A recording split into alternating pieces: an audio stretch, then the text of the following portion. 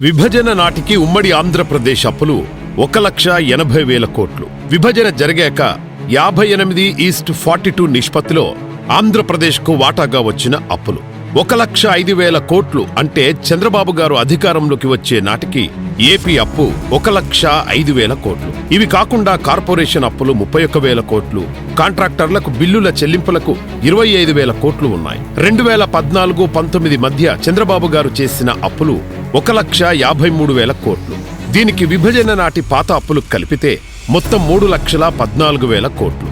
అంటే జగన్ అధికారంలోకి వచ్చే నాటికి ఏపీ అప్పు 3,14,000 కోట్లు.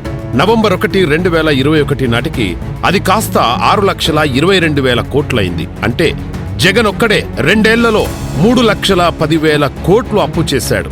ఆశ్చర్యం కదూ! అంతకుముందు సుమారు 70 ఏళ్ల పాటు అన్ని ప్రభుత్వాలు కలిసి చేసిన మొత్తానికి సమానమైన అప్పును జగన్ కేవలం 2 ఏళ్లలో చేశాడు. అలా జగన్ చేసిన అప్పులు రికార్డు స్థాయిలో పెరిగి ఈ రోజుకు 2 లక్షల బిల్లుల బకాయిలతో కలిపి మొత్తం ఆంధ్రప్రదేశ్కు 13 లక్షల కోట్లకు పైనే అప్పులున్నాయి.